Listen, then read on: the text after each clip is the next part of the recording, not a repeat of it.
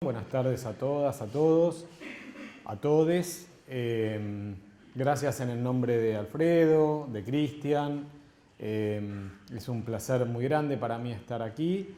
Queda hacer una aclaración que se debe, probablemente el título de la charla que voy a compartir con ustedes, a una torpeza mía, digamos, de incorporar el término periferia en el título, porque yo me refería a la Argentina, pero claro, digamos, dentro de la Argentina, y esto es parte de lo que voy a tratar, también tenemos territorios que son centrales y periféricos, pero el enfoque tenía que ver con la clasificación de países centrales, que son los que producen tecnologías de la información y la comunicación, que tienen, por supuesto, otras problemáticas tanto a nivel socioeconómico, cultural, de acceso a tecnologías, viejas tecnologías, nuevas tecnologías, digamos, las distintas generaciones de tecnologías de información y la comunicación, versus lo que observamos,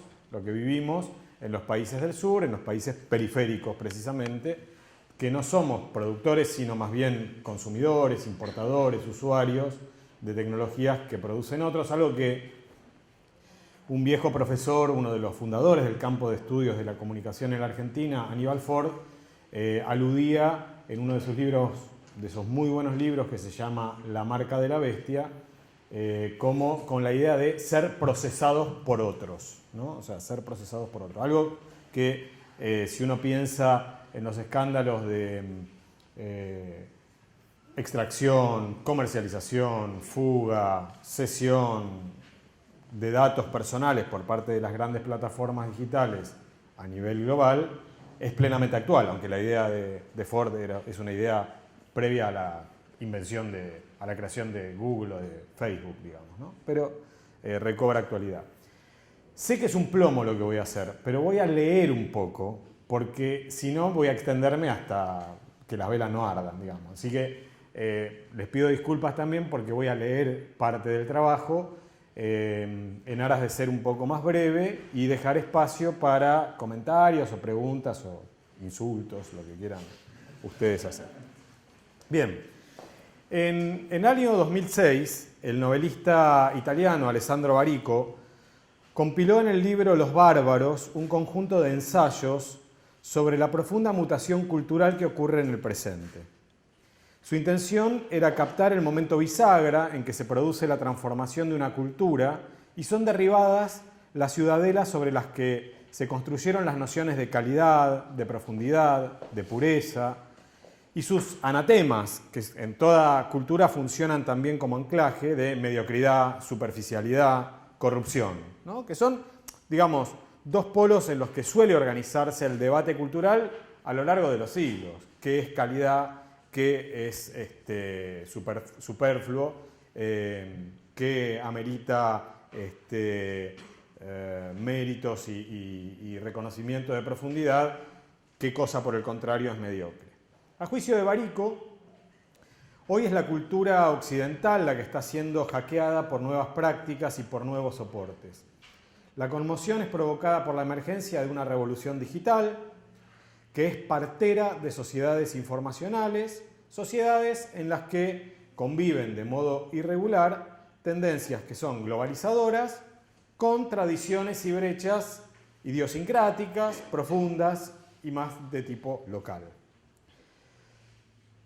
Frente a este escenario de la revolución digital, digamos, de emergencia de sociedades informacionales, por llamarles de algún modo, como le llaman muchos autores por otro lado, no todo es incertidumbre.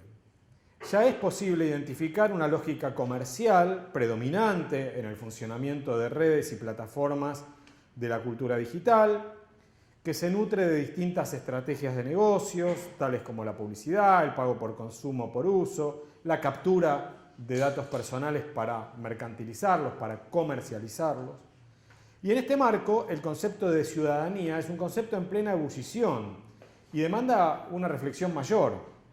El ejercicio de derechos y sus alcances, el acceso a los bienes y servicios de la información y la comunicación y la creación de una institucionalidad que pueda contener la escala global de operaciones de las tecnologías digitales, son cuestiones centrales que convocan a la reflexión sobre la ciudadanía en un presente de sociedades de la información o de sociedades red o sociedades del conocimiento. Hay prácticas sociales que son masivas y hay prácticas sociales que son hiperpersonalizadas en red. Esas prácticas son constitutivas de un nuevo espacio público o de un espacio público de nuevo tipo. Yo soy coautor de un informe que causó bastante revuelo, que publicó Amnistía Internacional Argentina, en el que procurábamos mapear, diagnosticar el tipo de agresiones que sufrían quienes denunciaban violaciones de derechos humanos en el último semestre, el último trimestre del año 2017, que es justo el momento en el que el tema de derechos humanos estaba a flor de piel en la agenda pública porque coincidió con la desaparición, posterior hallazgo del cuerpo, de Santiago Maldonado. Y efectivamente, uno de los temas que aborda ese informe, que está online, disponible, de Amnistía Internacional, es la reconfiguración del espacio público, que hasta el presente, en este espacio público, no tiene derechos consagrados para los usuarios, aunque existen avances en muchos países que formulan políticas públicas de carácter inclusivo, que debaten el reconocimiento de nuevos derechos ciudadanos en red. Por ejemplo, derechos elementales como el acceso a las redes, que en muchos países está tipificado como un derecho universal, digamos, como un derecho humano básico, Noruega entre muchos otros, digamos, ¿no? Que lo consideran como un derecho humano básico, el derecho al acceso. O sea, el Estado tiene que garantizar ese derecho, porque es un derecho. Otro derecho que obviamente está en plena ebullición es el de protección de los datos personales, ¿cierto? Porque es una economía, la economía de las plataformas es una economía de datos personales, es una economía, digamos, que explota los datos que nosotros como usuarios facilitamos, y es una discusión que si quieren podemos dar a posteriori. ¿Qué capacidad tenemos como usuarios? Individualmente, digamos, qué capacidad tenemos de negarnos o negociar las condiciones en que se explotan los datos que nosotros proveemos en un régimen de conexión perpetua, digamos, que proveemos incluso cuando dormimos, digamos, incluso en la inactividad nuestra en las redes, también estamos proveyendo información sobre nosotros.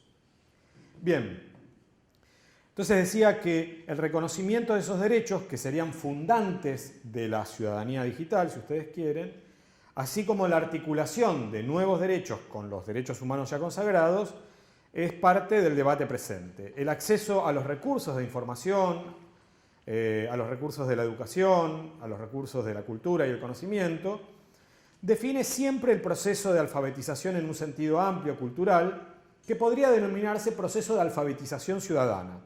Esto es inherente a la idea de ciudadanía, ¿cierto?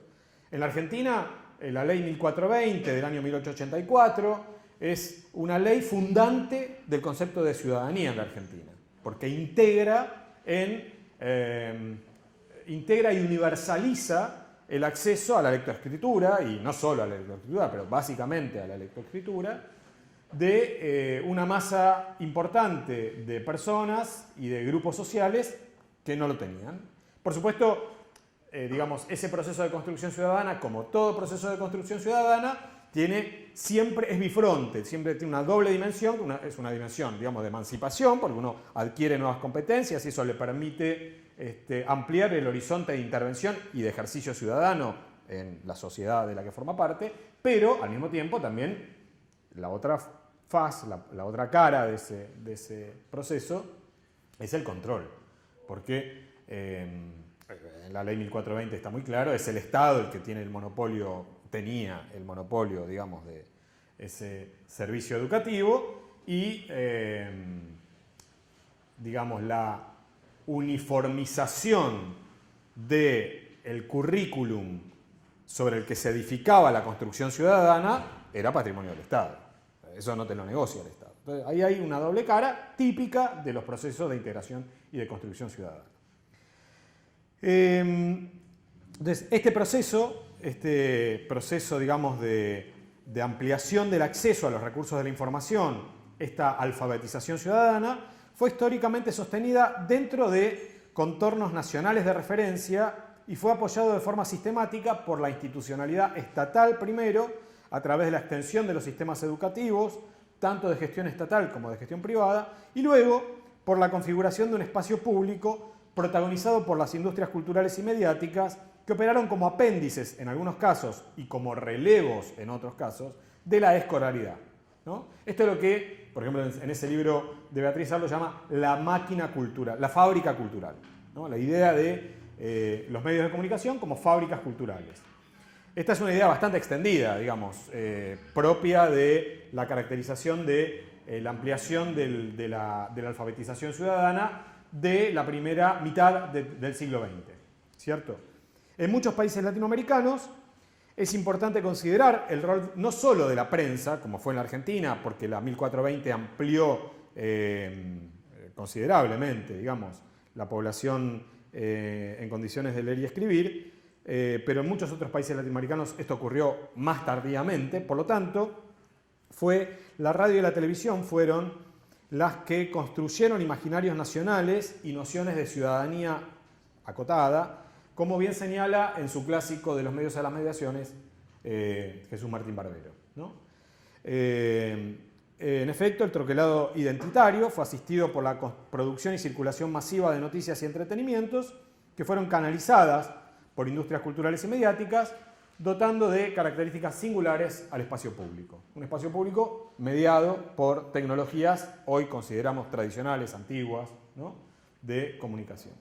Esa construcción hoy está siendo dinamitada por la expansión de la revolución digital, cuyo alcance ya no es nacional, es global, y cuyos actores introducen incertidumbre en la institucionalidad educativa y en la esfera cultural y mediática. Voy a hacer con esto una especie de enorme elipsis, pero diría que lo que acabo de señalar, como dicen los enólogos, marida bien con la obra de Bauman, con la idea de modernidad líquida. O sea, la institucionalidad educativa, la institucionalidad mediática, la institucionalidad de las industrias culturales tradicionales sobre las que se edificaba la construcción de ciudadanía, esa institucionalidad está siendo dinamitada. Y una representación de ese proceso de crisis es la revolución digital. ¿Emerge, pues, una nueva dimensión de ciudadanía? Bueno, para contribuir a la reflexión sobre qué significa la noción de ciudadanía digital o ciudadanías digitales, es necesario caracterizar el impacto de la revolución digital en curso y atender en especial al escenario que se configura en América Latina, puesto que una parte de los condicionamientos que tiene la ciudadanía son de carácter socioeconómico, obviamente, y de carácter cultural. La perspectiva, por lo tanto, que sostengo aquí es una perspectiva que relaciona la ciudadanía como concepto con el ejercicio de derechos. O sea, uno es ciudadano cuando ejerce derechos, ¿sí? Para ejercer derechos, estos deben estar... Bueno, para ejercer derechos, estos deben estar previamente reconocidos y debe haber políticas que garanticen su concreción. Sin embargo, en el contexto de las llamadas sociedades de la información, el reconocimiento de derechos y su promoción a través de políticas activas resultan tareas pendientes o en curso, sobre todo en América Latina, que es, como sabemos, la región del mundo más desigual del mundo. O sea, es más desigual que cualquier otra región y que cualquier continente. América Latina, la diferencia entre los más ricos y los más pobres, ¿no? O sea, ahí hay un problemita con la noción de ciudadanía, porque si uno dice que la ciudadanía está relacionada con el ejercicio de derechos y estamos en la región del mundo, que es la que presenta la peor fractura en términos de acceso a recursos económicos para garantizar una vida digna, el ejercicio de los derechos está condicionado naturalmente por lo anterior. Naturalmente no, está condicionado socialmente por lo anterior, ¿no? Bueno, a continuación yo tenía una caracterización, lo que viene a continuación en mi presentación, era una caracterización de la revolución digital. Para abreviar, la idea que quisiera destacar, digamos, de la caracterización de la revolución digital, que tiene que ver con un proceso de cambio productivo que se inicia en la década de 1970 en adelante, y que, digamos, la miniaturización de la industria de la informática y su progresivo cruce con las telecomunicaciones, es decir, las conexiones en red, lo que se llamaba en aquel momento telemática, que es la conjunción entre telecomunicaciones e informática, ¿verdad? Produce o habilita, es un nuevo paradigma productivo. A eso se dedica buena parte de la obra de Manuel Castells. Ese nuevo paradigma productivo se basa en la imbricación de tecnologías, culturas y tradiciones de producción, procesamiento, de distribución y consumo y apropiación social de contenidos a través de su digitalización. La noción de convergencia tecnológica, de la cual seguramente ustedes han oído hablar y estudian con autores como Jenkins, por ejemplo, alude en términos generales tanto a los servicios, a los cambios organizacionales, a los cambios regulatorios, así como también a la profunda mutación de los procesos de producción que atraviesa todas las actividades productivas, no solo las concentradas en el sector de la información y la comunicación, ¿cierto? Esta revolución productiva, por supuesto, esta revolución digital, habilita la nueva denominación de sociedades que ya no extraen o que ya no basan sus procesos de generación de riqueza solo en la industria, ya no son solo sociedades industriales, sino que son también crecientemente sociedades informacionales, ¿sí? Entonces, la información es uno de los recursos que posibilita dinamizar los procesos de generación de riqueza en las sociedades. Generación de riqueza en las sociedades cuya distribución es cada día más desigual, pero generación de riqueza al fin. Esta agenda, digamos, de progresiva consolidación de las sociedades informacionales se despliega de modo muy diferente en sociedades que son muy dispares. Entonces, así como hubo muchos modelos de sociedades industriales, también hay muchos modelos de sociedades informacionales. Por eso la idea es presentar qué ocurre en sociedades de la información en la periferia, ¿sí? Son sociedades de la información distintas a las sociedades de la información a la japonesa, a la canadiense, a la sueca, a la alemana, ¿cierto? Bien, entonces vamos a centrarnos un poco en qué pasa en América Latina en este aspecto. En América Latina, la desigualdad estructural representa un determinante crítico para abordar el acceso a los recursos de información, comunicación y cultura en este proceso de desarrollo de la revolución digital. A esas diferencias en el acceso, por ejemplo, hace referencia a la noción de brecha digital, ¿vieron? Esa noción de brecha digital alude en primer término a una acepción de carácter material. Los que acceden materialmente, digamos, a las conexiones de red y a los dispositivos, o sea, los que pueden comprarse, una computadora, una laptop, una tablet, un teléfono smartphone, y que pueden pagar conexiones de red. O un paréntesis, en la Argentina, en el segmento de la telefonía móvil, o sea, de la conectividad móvil, el 70% de los usuarios de las líneas vigentes tienen servicios de prepago y solo el 30% abonos. Los servicios de prepago son servicios que, en donde el minuto de conectividad y el minuto de comunicación es más caro que los que somos de clase media o clase media alta y tenemos abono mensual. A la telefonía móvil me refiero. Entonces, es un servicio generalizado. Hoy podríamos decir, estadísticamente, todos en la Argentina, todas, tenemos acceso a la telefonía móvil. No obstante lo cual, la diferencia, la brecha digital en telefonía móvil para la conectividad móvil, que es imprescindible, por ejemplo, para sacar un turno en el médico, para inscribir a los chicos en la escuela, o sea, no es superfluo, no es para conversar de WhatsApp en el grupo de amigos que admiramos a Juan Román Riquelme, o sea, es tema central, por supuesto, también, pero me refiero a cuestiones incluso, si las hubiera, más básicas que admirar a Juan Román. Entonces, los pobres pagan más por eso. Los pobres en ese sentido están discriminados. No solo los pobres, por supuesto.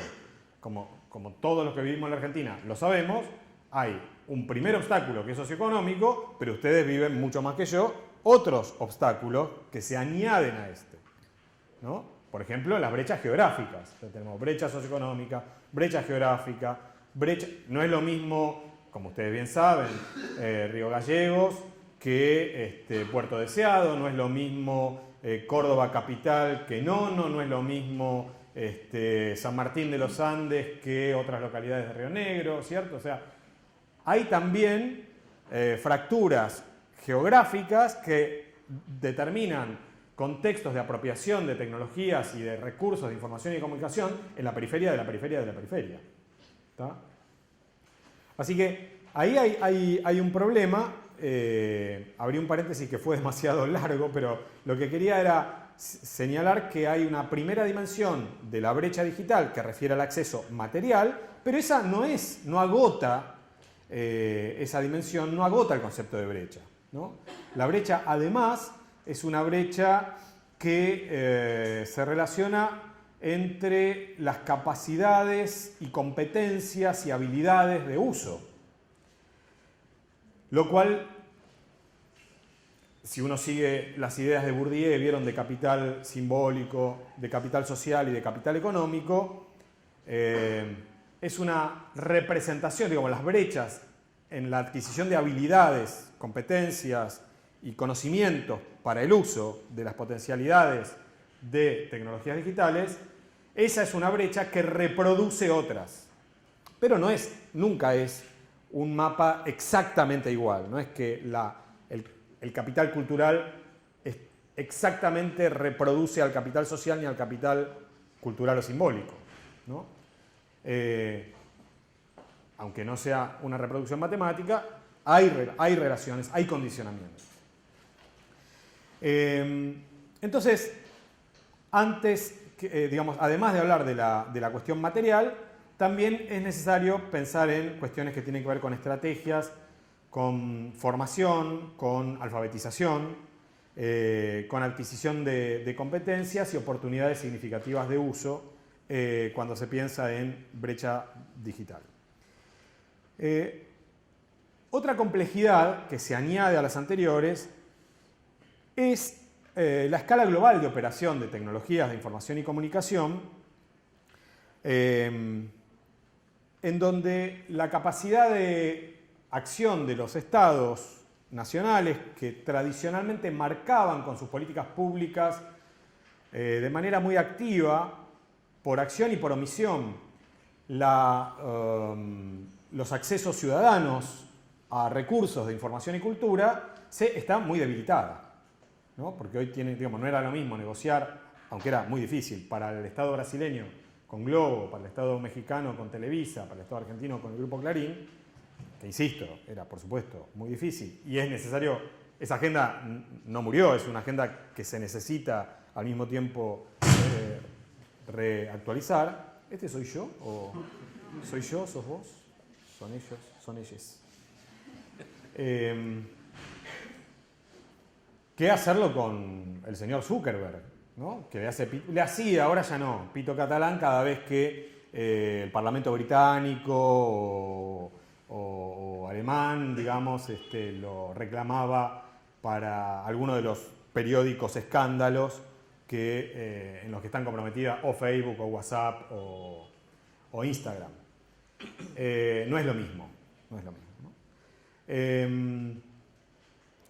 Otra complejidad para pensar el tema brechas, accesos y luego lo voy a relacionar con el tema ciudadanías. Antes, el acceso a las redes tradicionales de producción y circulación social de información y cultura no discriminaba dentro de la misma red, no era posible discriminar adentro de la misma red distintos servicios usuarios. Digamos, si hasta la década del 1980, uno tenía la suerte y la plata de tener el servicio de telefonía fija, que era el único servicio de telefonía posible, lo tenía en igualdad de condiciones a todos los demás que tuvieran el mismo servicio. Si uno tenía un aparato de televisión, veía la misma televisión que todos los que vivieran en su localidad. Lo mismo con la radio. Si uno pagaba la entrada al cine, veía la misma película que todos los que pudieran pagar la entrada al cine, ¿no? O sea, las instituciones, las industrias de cultura, de información, eran más homogéneas en la forma de distribución uniforme hacia todos los que accedieran a ellas. Si eras el más rico de la Argentina o el más pobre de el más pobre no, pero el más rico de la Argentina, o estabas en la mitad de la tabla y accedías a la telefonía fija, tenías el mismo servicio. Las tecnologías digitales lo que hacen básicamente es discriminar. La discriminación es la discriminación no en términos peyorativos, quiero decir, ¿no? O sea, después podemos hablar de lo otro, pero la discriminación es inherente a su funcionamiento. Entonces, dentro de la misma red tenemos cada vez más servicios, hay una multiplicación de servicios. Entonces, hoy no quiere decir nada, yo tengo televisión. ¿Qué quiere decir eso? Bueno, tenés un aparato televisor, pero tenés Netflix, tenés el pack fútbol para todos, tenés canales premium, tenés el paquete básico del cable, no tenés nada de esto, tenés TDA, lo que quedó de TDA, digamos, tenés el sedimento de lo que fue la TDA, no tenés nada de eso. ¿Qué es lo que tenés? No tenés nada y te conectás a YouTube, porque, ¿no? Bueno, por lo tanto, esa discriminación abre un panorama de complejidad que para administrar desde la política pública es mucho más complicado para garantizar derechos. Y uno dice, bueno, quiero garantizar que toda la ciudadanía tenga este piso básico. Bueno, se complica, ¿sí? Ejemplo de lo que estoy diciendo. En la Argentina rige un principio, vieron, de neutralidad de la red. Este principio está regulado por ley en la Argentina. O sea, hay un decreto del año 2000, que es el 764 del año 2000, después reafirmado por la Ley de Telecomunicaciones y TIC, llamada Argentina Digital de 2014, entre otras normas, no son estas dos las únicas, pero estas dos son las más fuertes, que dice la Argentina, los operadores de Internet, de Internet fija o móvil, no importa, no pueden discriminar servicios. Tiene que haber neutralidad de la red.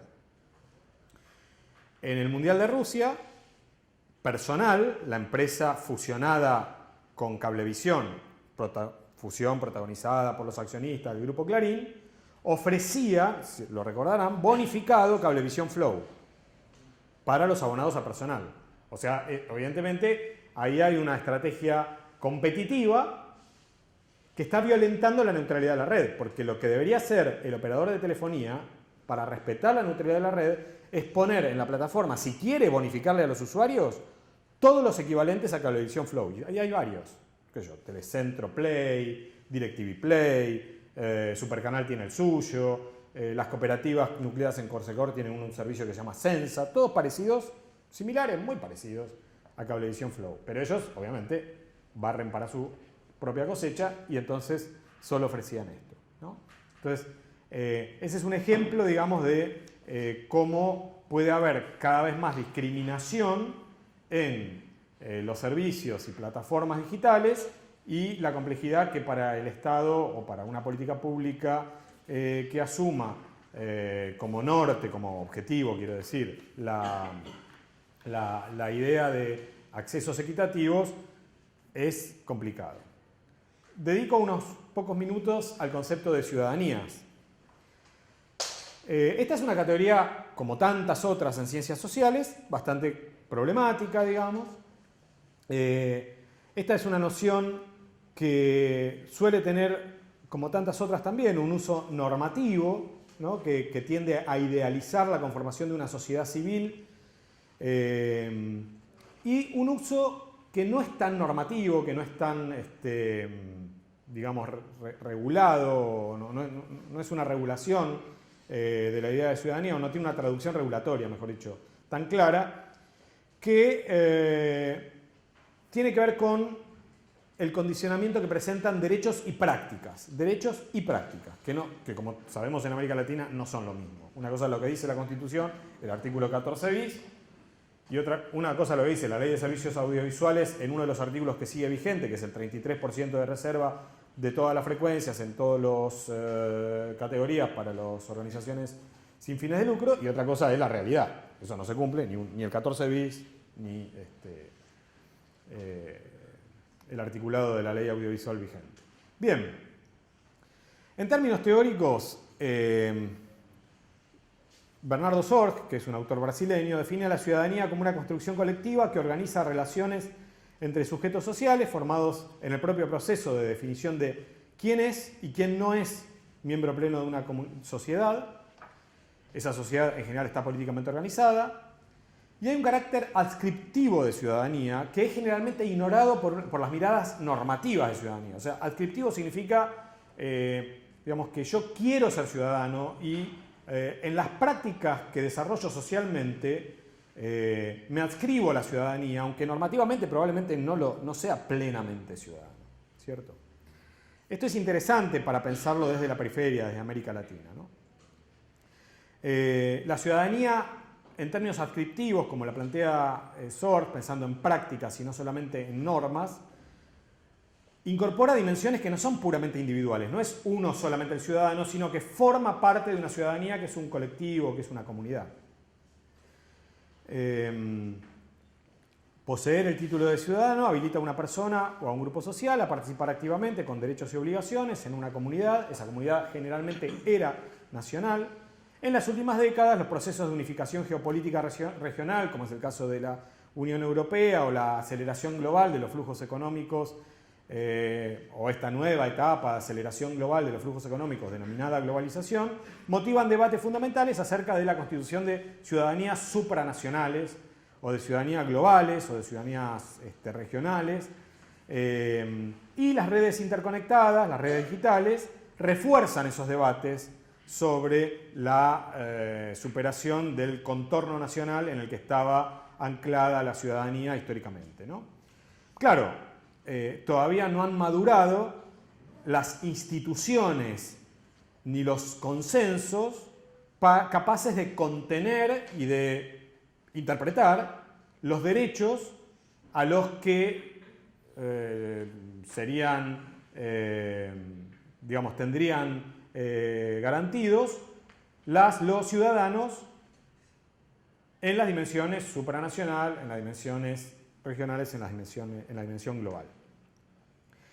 La dimensión de ciudadanía, al mismo tiempo, el concepto de ciudadanía es un concepto problemático porque, como dije con el ejemplo de la 1420, no solamente regula inclusión, sino que regula acceso y permanencia. Entonces, en su versión tradicional, la ciudadanía excluía, y en muchos países sigue excluyendo, a inmigrantes, a menores de edad, a grupos, digamos, por distintas razones, por muy distintas razones. Grupos sociales que son considerados ilegales o que son considerados sin papeles, ¿no? Manuel Garretón, que es un autor interesantísimo chileno, explica la noción de ciudadanía en términos de el derecho de un sujeto ante el poder público dentro de una polis territorial, que es el espacio clásico de la definición de ciudadanía, y esta definición asocia el ejercicio de derechos a una demarcación geográfica, y esta demarcación geográfica es la que está hoy siendo puesta en crisis, ¿no? La ciudadanía es un concepto resbaladizo, es una especie de bisagra que se sitúa en el punto de encuentro entre individuo y comunidad, siendo el mecanismo que permite al individuo reivindicar su condición singular o su libertad personal, a la vez que reafirmar la pertenencia a un grupo y a una comunidad, ¿no? Armonizar soberanía popular, libertad, igualdad ante la ley, es un objetivo del concepto de ciudadanía que es un objetivo que asumió distintas formas según el país y según la circunstancia histórica. No es un tipo ideal estable y regular a lo largo de las décadas o de los siglos, sino que ha cambiado mucho y por eso tiene una gravitación histórica. Entonces, la pregunta es, en este momento de la historia, en esta etapa de la historia, ¿cuál es la ley de la revolución digital, de la sociedad informacional, ante la que pueden reclamarse y ejercerse la libertad y la igualdad? ¿Qué significa entonces soberanía y el soberano, que sería el pueblo, en los entornos digitales? La primera respuesta a estos interrogantes es que la regulación excede la sanción de leyes y en consecuencia la falta de regulación legal en las redes digitales hoy es reemplazada con prácticas y con un régimen de propiedad que es concentrado, que es global, que mercantiliza la lógica de funcionamiento de servicios y aplicaciones, que tiende a mercantilizar todas las prácticas sociales. Esta situación, sumada a las prácticas de vigilancia y controles ejercidas por agencias de seguridad y gobiernos, en muchos casos sin amparo legal, enfatiza la necesidad de pensar en los derechos de las ciudadanías digitales, sin que exista una carta magna, una constitución sobre derechos en Internet que esté consolidada o consensuada a nivel mundial.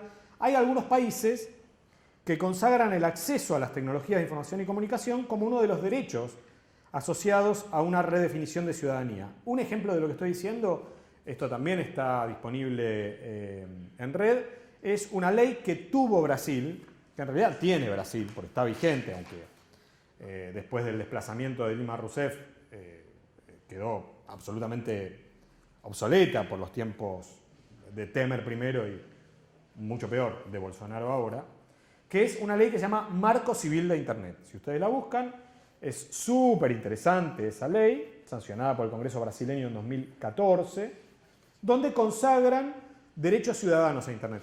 Y el germen o el proceso de adopción de esa ley llamada Marco Civil de Internet es también muy interesante para pensarla desde países vecinos. Por ejemplo, porque, digamos, al igual que en la Argentina, con muchas iniciativas de ley sobre Internet, sobre el mundo digital, etc., esto empezó cuando algunos legisladores quisieron regular criminalizando o tipificando conductas que consideraban ellos anómalas en Internet. Vieron que siempre que aparece la discusión sobre Internet es, bueno, pero ¿cómo controlamos la falsedad y el anonimato? Bueno, el proceso derivó, un proceso larguísimo, a la brasileña, digamos, derivó luego en discusiones con la sociedad civil, con distintos especialistas y se amplió mucho el debate. Entonces, medio que la cosa fue derivando en preguntarse ¿por qué vamos a empezar imponiendo multas? ¿Por qué vamos a empezar criminalizando conductas? ¿Por qué no empezamos primero reconociendo derechos? Y después, en todo caso, vemos qué pasa cuando el derecho no se cumple. ¿Cierto? Pero primero empezar a penalizar prácticas es como una manera un poco torcida, ¿no?, de entrarle al asunto. Así que efectivamente optaron por esta vía y terminaron consagrando una carta, una constitución, una ley, que es un marco civil, es un marco de derechos ciudadanos. Como os digo, todo este proceso, como tantas otras políticas en Brasil, desafortunadamente, desde mi punto de vista, fueron interrumpidos por la evolución o involución de la política brasileña. Para ir terminando, la llamada revolución digital, que activa la construcción de sociedades informacionales, abre la potencialidad de expresión y acceso a recursos educativos, culturales e informativos por parte de la ciudadanía a una escala que es inédita, ¿no? Lo que uno escucha permanentemente, nunca tuvimos tal volumen y a tanta velocidad de acceso a fuentes de información, de conocimiento, de entretenimiento. Sin embargo, ese potencial requiere, para ser materializado, del reconocimiento de derechos, el primero de los cuales es el derecho de acceso a bienes y servicios informacionales sin discriminación, que conduce a reflexionar sobre el ejercicio de la ciudadanía en este nuevo entorno. Yo voy a marcar, para cerrar, 3 otros ámbitos, además del acceso, donde creo que corresponde pensar políticas públicas y derechos para mejorar el uso y mejorar la calidad de vida, en fin, de quienes somos contemporáneos en esta revolución digital.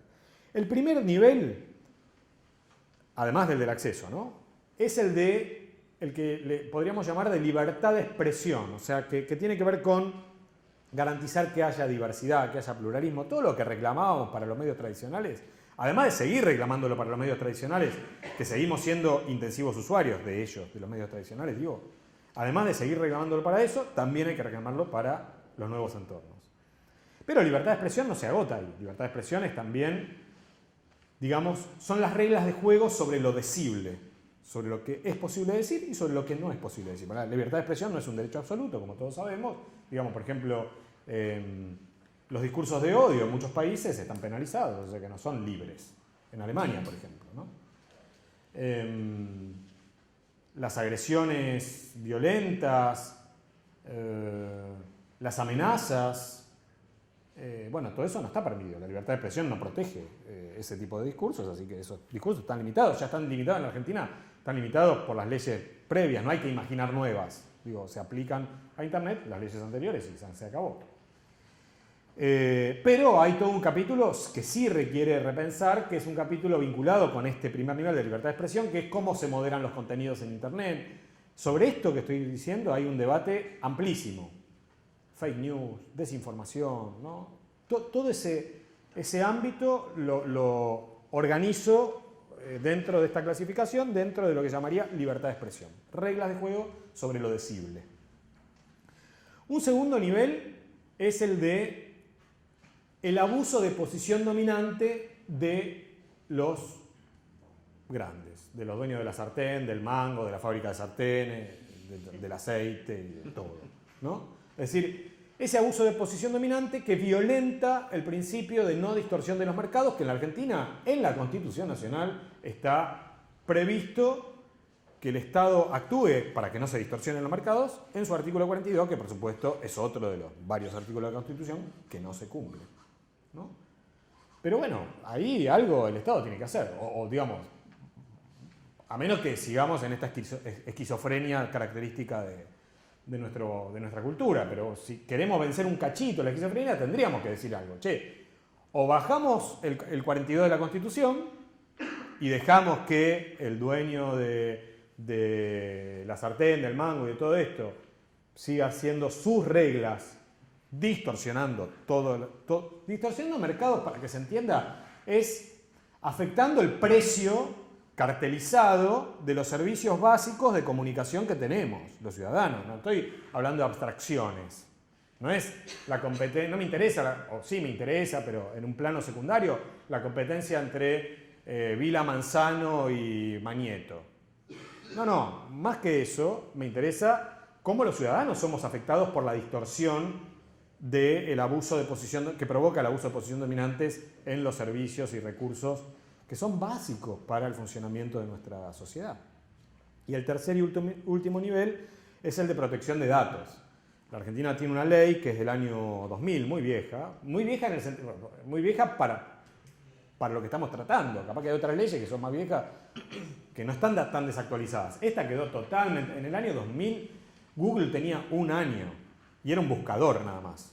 Hoy Google es YouTube, o sea, Google es un conglomerado de una gran cantidad de servicios, de los cuales el buscador, que google.com no es el único, porque YouTube es, además de una red social, además de un formidable instrumento de difusión, es también un buscador. Para muchos es el principal buscador. Esto está muy tabulado generacionalmente, ¿no? Si hiciéramos acá una encuesta, seguramente muchos de ustedes tienen a YouTube como principal buscador, otros tenemos a Google, pero en fin, es indistinto. Si yo quiero hacer algo en casa y por lo tanto recurro a algún tutorial, mi primer buscador va a ser YouTube, no va a ser Google, que es de Google, digamos. Entonces, bueno, Google tenía un año, Facebook no había sido inventado, no había sido creado por el señor Zuckerberg. Así que es una ley antigua, es una ley además, no solo antigua, sino que además incumplida por el gobierno. Hay un fallo del año pasado que se llama fallo Torres Abad, que en contra de la cesión de los datos personales del banco de datos de ANSES a jefatura de gabinete para hacer propaganda política. ¿Cierto? O sea, violentando la ley del año 2000, ni siquiera una ley actual. Y sobre esto también hay bastante material para debatir, para ser creativos. Por ejemplo, la Unión Europea adoptó en mayo del año pasado unas nuevas reglas de juego, una nueva reglamentación sobre datos personales, que es muy interesante, muy difícil de cumplir, que exige, por ejemplo, el consentimiento explícito e informado de todos los usuarios, de todas las redes sociales, de todas las plataformas y de todos los servicios digitales a la hora de, consentimiento explícito e informado, porque explícito uno puede decir términos y condiciones, me ahorro un choclo de 9 horas, que es lo que tardaría literalmente si uno lee todos los términos y condiciones, por ejemplo, de Facebook, ¿sí? Me lo ahorro con un clic.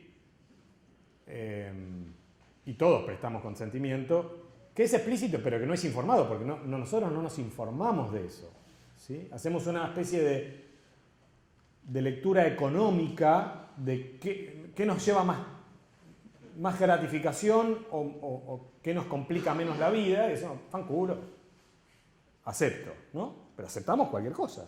Todos lo sabemos, además. O sea, no estoy diciendo nada. Pero, claro, ahí la cuestión es si hay una regulación que cambie la regulación de facto que tienen los operadores o las grandes plataformas. Esa es una regulación de facto, es una regulación sin ley, o es la ley del mercado, que es la ley de ellos. ¿Qué otro tipo de regulación? Y para eso digo que el antecedente de la Unión Europea es válido. En estos 4 niveles, acceso, libertad de expresión, competencia económica y derechos a la protección de los datos personales, en esos 4 niveles, los países latinoamericanos, la Argentina en particular, estamos, si uno quiere ver el vaso medio vacío, diría, estamos en deuda, estamos necesitados de activar políticas en estas materias para que haya ciudadanías digitales con plenos derechos. Si uno quiere ver el vaso medio lleno, como no tenemos casi nada, podemos ser creativos y aprovechar nuestra orfandad para construir, en base a la experiencia de otros, mejores prácticas y mejores reglas de juego. Bueno, cierro acá. Si hay preguntas o comentarios, bienvenidos.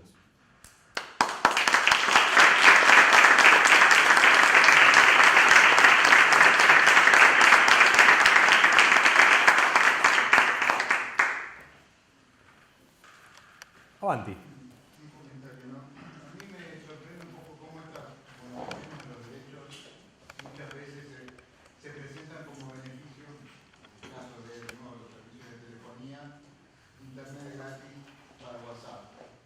Sí. Sí, este ejemplo que vos das, a diferencia del que yo di de Cablevisión, los 3 mayores y únicos operadores de telefonía móvil en Argentina bonifican WhatsApp. Alguno salió antes, pero en definitiva hoy... me corrijo, en realidad bonifican WhatsApp texto. Ustedes saben eso, o sea, si uno descarga videos por WhatsApp, eso no está incluido en la bonificación, tiene que pagarlo, taca. O está en una red de Wi-Fi, es otra historia. Pero te bonifican el texto, bueno, está. En lo personal, yo, respecto de ese ejemplo, que es claramente violatorio del principio de neutralidad de la red, porque no te bonifican otros servicios de mensajería, como si lo hacen con WhatsApp, yo tendría una posición pragmática, llamémosle así, que consiste en que, dado que, bueno, en Argentina es supermasivo WhatsApp, no sé, debe cubrir al 90% de la población o algo así, ¿no? En Argentina es una aplicación más masiva que Facebook, que en Argentina ya es. En Argentina hay algo así como 32 millones de cuentas de Facebook activas, pero WhatsApp tiene como 40 millones, es una barbaridad. Entonces, lo que diría es, pragmáticamente, dado que está bonificado por todas las operadoras y que es tan masivo, sería casi como ir contra el usuario, exigirle a las operadoras que no lo bonifiquen, ¿no? Porque si el Estado le dijera, mire, usted está incumpliendo el principio de neutralidad de la red, las operadoras de telefonía móvil te podrían decir, ah, fenómeno, se los vuelvo a cobrar. Y ahí te salta la sociedad argentina a la yugular y te dice, pero no es así, ¿no? Una posición probablemente más inteligente sería, mire, usted bonifica WhatsApp, bonifique Telegram, todos los servicios de mensajería. Bueno, eso sería en un Estado con una posición más fuerte, probablemente sería aceptable. Pero yo me lo pregunto, tengo la misma duda. Es decir, ¿tiene sentido reclamar por el principio de neutralidad de la red en ese ejemplo concreto, dada su masividad? Me parece que existe el riesgo de quitarle a los usuarios una herramienta de comunicación muy expandida. Sí. Sí, me gustaría que hoy te consulté justamente por otra cosa, pero estaría bueno que nos cuentes cómo afecta la concentración de medios o que te puedas explayar, porque estaba muy bueno, me parecía. Sí, suele haber recurrentemente, cada tantos años, debates que creo que son positivos, siempre es bueno discutir las condiciones de propiedad de medios de comunicación, sobre los efectos de la concentración, y hay una posición bastante extendida que dice que es una agenda vieja. Hoy, ¿cómo vamos a hablar de la concentración de medios si todos tenemos acceso, o todas, a tecnologías digitales en tiempos de WhatsApp o de... Yo eso siempre le contesto con una broma, que es, les digo, ok, yo tengo paso el chivo, tengo un blog que es martinbecerra.wordpress.com, yo les paso la contraseña de mi blog y denme la licencia de Radio Mitre y de Canal 13, porque en general los que dicen eso, de modo explícito o implícito, son voceros de los medios más concentrados. No quiero acusarlo porque hay colegas, algunos de los cuales participan de estos espacios, que tienen esa posición. Pero la verdad es que, por todo lo que voy a decir a continuación, me parece muy cándido señalar que Canal 13 de Buenos Aires, que está en red con emisoras de todo el país, o Telefe, o Radio Mitre, o Cadena 3 en Córdoba, no tienen vigencia, ¿no? No solo por su masividad, digamos, sino porque por algo los dueños de esa licencia nunca las entregan, y por algo presionan como presionan a todos los gobiernos de todos los signos políticos desde el 83 hasta ahora para que se las prorroguen automáticamente, y todos los gobiernos de todos los signos políticos del 83 hasta ahora se las prorrogaron automáticamente, incluyendo a Macri. Entonces, no era que era vieja la agenda. ¿Usted para qué hace el lobby para que te renueven la licencia? Dámela a mí, yo te doy la contraseña de mi blog. No es así. Porque, la concentración unifica la línea editorial, es decir, que resta voces del espacio público. Todos los medios del Grupo Clarín, sobre Cristina Fernández de Kirchner, por citar un ejemplo, no sé si lo sabrán o no, se los cuento, yo no he sido nunca peronista en general, kirchnerista en particular, yo soy riquelmista, y, bueno, sobre Riquelme es un asunto a discutir, si quieren, luego. Pero sobre Cristina Fernández de Kirchner, todos los medios del Grupo Clarín tuvieron siempre no, desde que rompieron relaciones con el Grupo Clarín a partir de 2008, tuvieron una línea editorial. Antes, cuando eran amigos, tenían otra línea editorial. Todos. Ahí no había diferencias, ¿no? Ahí Leuco opinaba igual que Joaquín Morales Solá, que opinaba igual que Kirchbaum, que opinaba igual que Roa, que opinaba igual que Lanata, que opinaba igual que Longobardi, que opinaba igual que cualquiera que agarremos de estos, de los conductores y columnistas más importantes del medio. Entonces, sobre esos temas, sobre Macri, no había diferencias. Sutilmente, uno puede decir, las columnas de Bonelli en economía se permitían, digamos, alguna crítica ya desde el año pasado, pero en términos políticos, recién después de las PASO, llega la hora de mudar de piel, digamos, y hacerse cruzar la vereda del sol, y bueno, recuperan una vieja amistad, así que está, es el negocio de ellos. Pero quiero decir, hay una unificación de la línea editorial, sobre eso no hay diferencia. Después, si Wanda Nara dice que Icardi tiene que jugar en Boca, probablemente tengan un columnista que diga, me parece bárbaro lo que dice Wanda Nara es, y el otro columnista dirá, me parece una taradez.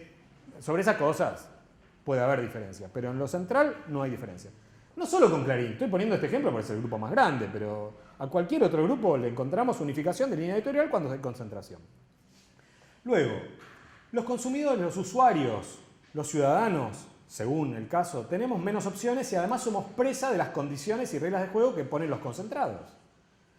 Yo decía antes, el mercado de telefonía móvil en la Argentina, que es un arquetipo de concentración entre 3 grandes operadores, también es un arquetipo de cartelización de precios, de términos de servicio, de velocidades de conexión.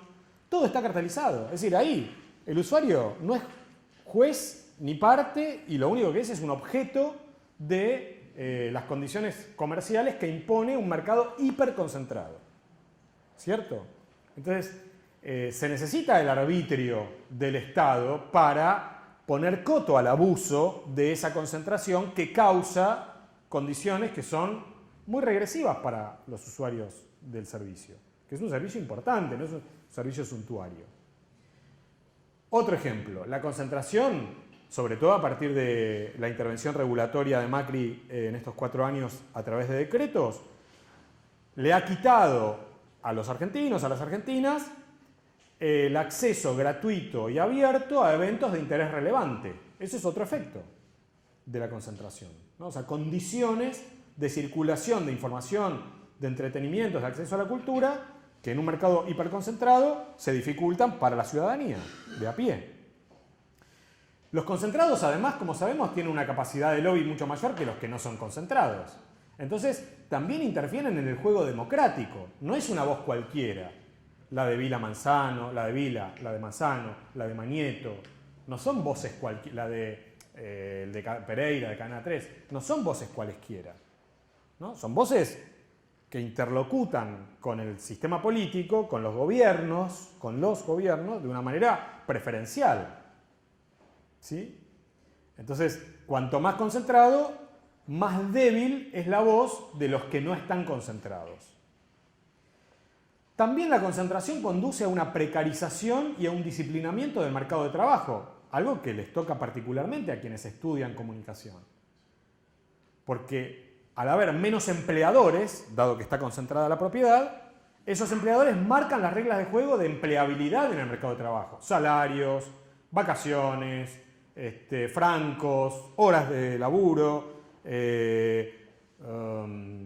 digamos, estatuto y tecnologías y tareas comprendidas dentro de ese trabajo, bueno, etcétera, ¿no? O sea, el mercado de trabajo es muy afectado, como lo vemos en la Argentina, hiperconcentrada en comunicaciones en los últimos años, donde, vieron, en la zona metropolitana de Buenos Aires está un sindicato relativamente nuevo, que tiene unos 5 años o 6, no mucho más, Cipreva se llama, muy activo, sobre todo de sub 45, sub 40, excepto su secretario general, que es un amigo que es un poco mayor, pero el resto es gente bastante, para mi edad, muy joven, que calcula que tiene contabilizados en más de 4.000 los despidos que hubo en estos últimos 4 años. Entonces, hiperconcentración, despidos por la crisis del sector. Los despidos no solo se deben a la hiperconcentración, tiene que ver con la crisis económica que viven los medios tradicionales, por supuesto, pero la combinación de estos dos procesos,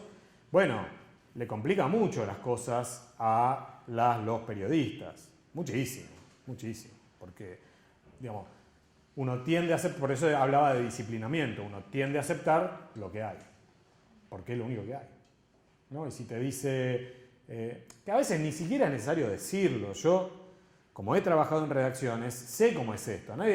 Yo trabajaba en lo que era el multimedios de Urnequian, el de Aeropuertos Argentina 2000, que a fines de los 80, principios de los 90, tenía un multimedios pequeñito allá en Buenos Aires. Yo trabajaba ahí como redactor de a pie, digamos. claro, no era necesario que me dijeran, de este no tenés que hablar, de este sí podés hablar, a este podés criticarlo, a este no podés criticarlo. O sea, solamente alguien muy torpe comete ese error adentro de un medio. Uno sabe más o menos cuáles son las reglas de juego. Pero en un mercado laboral donde hay muchos empleadores, uno se permite un juego más autónomo, más libre, de menos autocensura. En un mercado muy concentrado, la autocensura es atroz.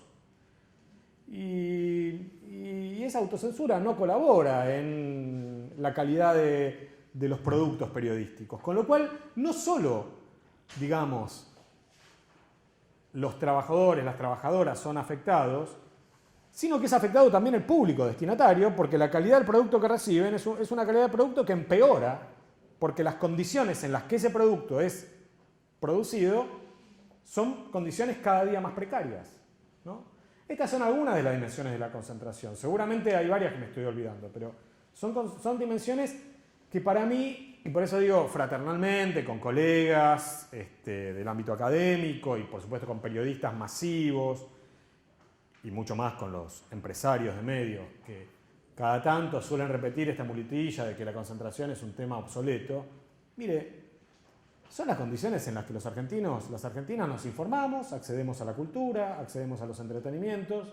Eso no es obsoleto, eso no tiene fecha de caducidad.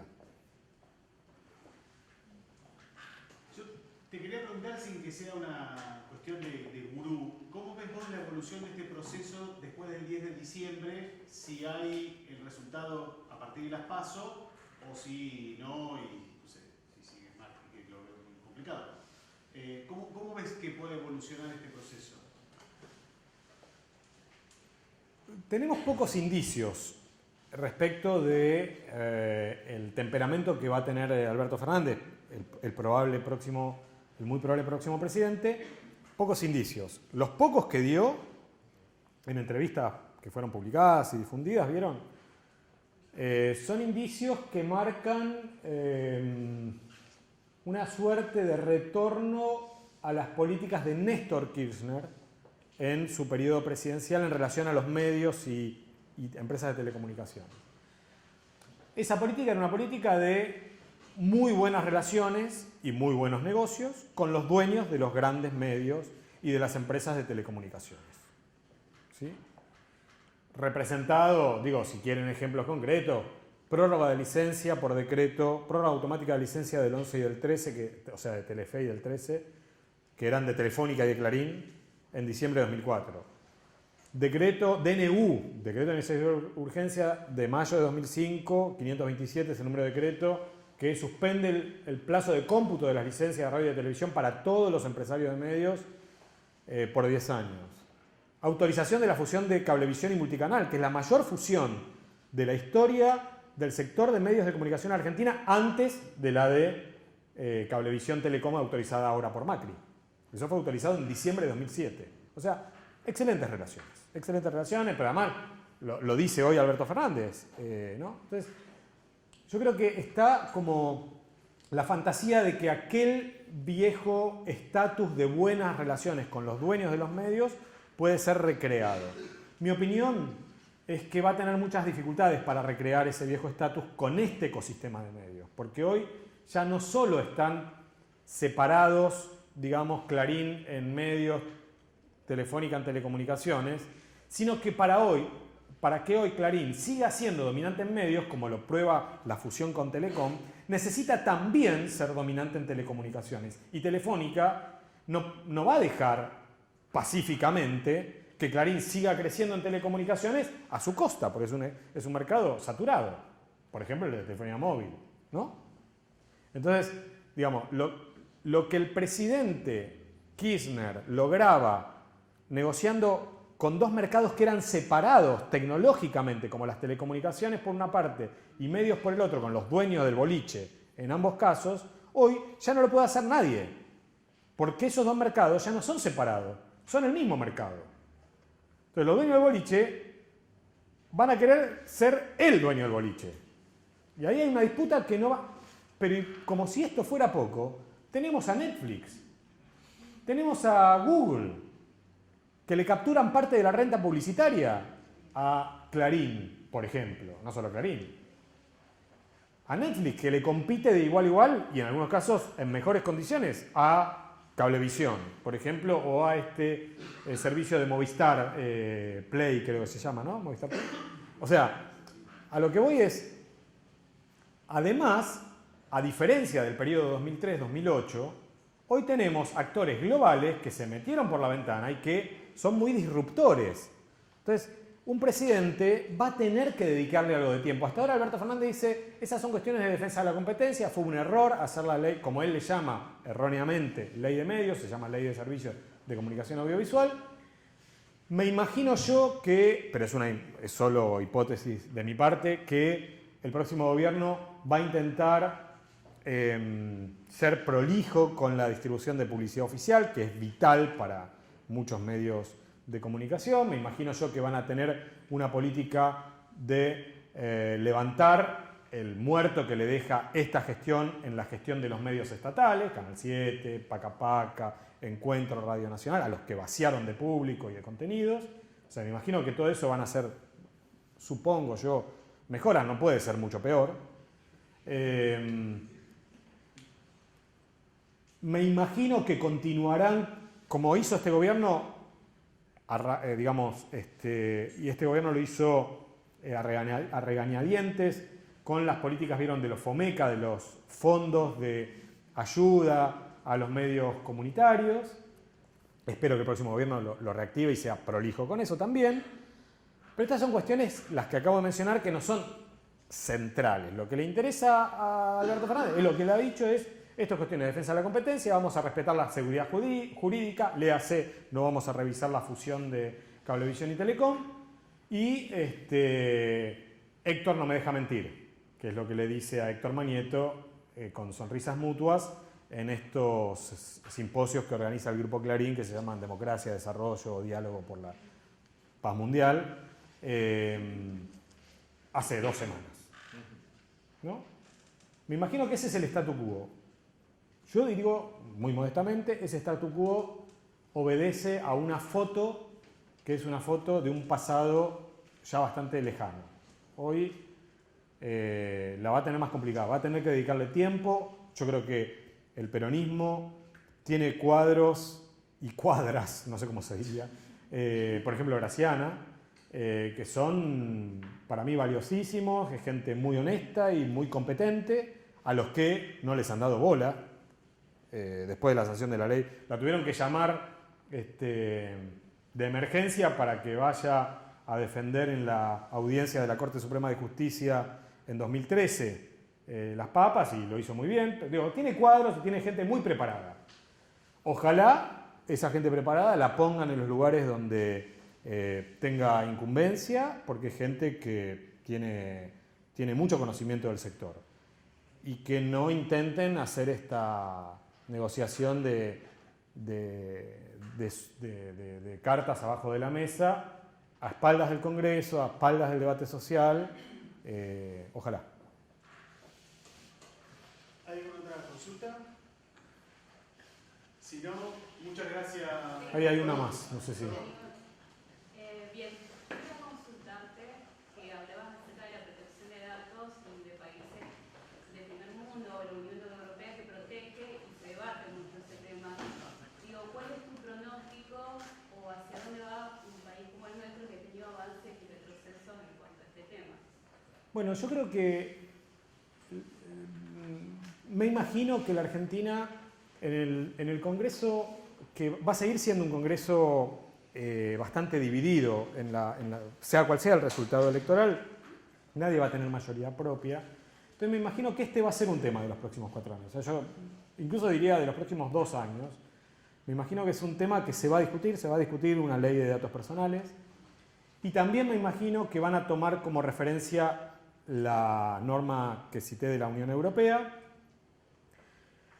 Norma que, por ser hoy la más exigente en el mundo, el estándar más exigente con las plataformas tecnológicas, las plataformas tecnológicas ya de hecho se están adaptando a esa norma. Y como las plataformas tecnológicas, digo, tienen una escala global de funcionamiento, adaptarse a la norma europea por default implica que acá en América Latina también van a cumplir parte de esos estándares, porque les resulta más costoso, no porque les guste esa norma, no les gusta, pero les resulta muy costoso decir, bueno, en Europa vamos a cumplir los estándares europeos, que son los más rigurosos, y en el resto del mundo vamos a tener otros estándares.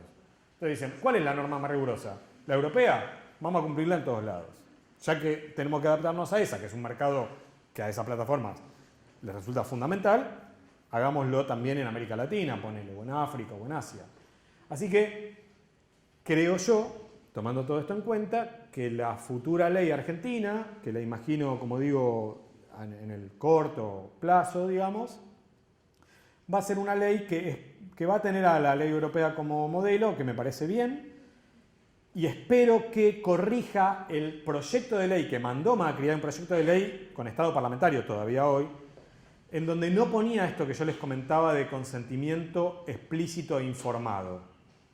Es decir, al no ponerlo, les permitía a las plataformas engañar es un verbo, bueno, digamos, eludir el consentimiento explícito e informado e interpretar que los usuarios damos un consentimiento tácito. Viste que una vez que ingresaste a Facebook, entonces le das piedra libre al señor Zuckerberg para que haga todo lo que se le cante con tus datos. No, la idea es que cada cambio de aplicación, de servicio dentro de la plataforma requiera de tu consentimiento básico. Y otra cosa, que también requiera que por default, esto se llama protección de privacidad en diseño por default, por defecto, en lugar de tener en los términos y condiciones el peor estándar para la protección de tus datos, vos tengas el más alto para la protección de tus datos. Y en todo caso, si vos querés ir bajando el estándar de protección de tus datos porque querés incorporar nuevas aplicaciones o servicios o funcionalidades que tenga la plataforma, seas vos la que se lo pida a la plataforma, no la plataforma la que al suscribirte a ella, por defecto, tenés los peores términos. Se entiende lo que estoy diciendo, ¿no? Porque no lo estoy explicando técnicamente como corresponde, pero esa es la idea, ¿no? O sea, si uno hoy quiere abrir una cuenta en cualquiera de las plataformas de redes sociales, por defecto tiene el peor de los estándares de privacidad y de protección de datos. Eso se tiene que invertir, ¿no? Yo creo que la cosa va a ir por ahí, y además me imagino, porque lo veo, que la conducta y la reacción de los grandes conglomerados de redes sociales digitales hoy es bastante más permisiva y acepta el diálogo sobre estas cosas que hace 5 años ni lo aceptaba, en parte por todos los escándalos que protagonizaron. Entonces, hoy por hoy resulta muy difícil también para Facebook, porque, perdón que sigo abriendo subordinadas, no sé si ahora vieron que hay campaña electoral internas en los partidos en Estados Unidos para definir las candidaturas a presidente de las elecciones del año que viene. Bueno, por ejemplo, una de las precandidatas del Partido Demócrata, que es la senadora Elizabeth Warren, se lanzó a su precandidatura diciendo, vamos a partir Facebook. O sea, su principal promesa de campaña, su caballito político, es separar a Facebook de WhatsApp y de Instagram. Entonces, este ya es un tema de la gran política en los países centrales. E insisto, para nosotros sería año verde. Alguien diga, me voy manso a la... Además de que no lo votaría nadie, seguramente. Mi principal promesa de campaña es partir Facebook. Bueno, en Estados Unidos sucede porque el escándalo de intromisión en la política pública, en las elecciones, en la extracción de datos personales y su comercialización, es insostenible. Entonces ya las propias compañías están haciendo control de daño. Dicen, bueno, está bien, aceptemos un poco proteger los datos personales porque si no, nos van a partir al medio. ¿Alguno más? Hay una opción dentro de Google para que vos le puedas pedir que te mande todo lo que Google sabe de vos. Es tremendo. Incluso si ustedes borraron fotos de Google o del celular y le piden a Google que les mande eso, que pueden ser 15 gigas, 20 gigas, depende de lo que... Van a encontrar fotos que ustedes eliminaron, pero que Google todavía las sigue teniendo, ¿no? Esto es para investigar dentro de la cuestión de configuración de seguridad dentro de Google. Todo lo que saben de nosotros, me preocupa que sea aunque durmamos. Sí, claro, por supuesto. Porque claro, No, todavía no, creo. Pero sí laburan, por ejemplo, con todo lo que has hecho durante el día. Pero además saben que estás descansando porque no estás teniendo actividad. O sea, bueno, es un dato importante ese. Saben cuándo estás descansando, dónde estás descansando, cuántas horas estás descansando, con quién estás descansando por proximidad. O sea, descansando. A mi edad se descansa. No, pero quiero decir, pero todos estos, sí, nos reímos, pero todos estos son datos importantísimos. Sí, esos datos tienen valor comercial, tienen, claro, por supuesto. O, digamos, a un potencial empleador estos datos le interesan. No, digamos, no es joda. Bueno, de esta manera cerramos, vamos a hacer un aplauso para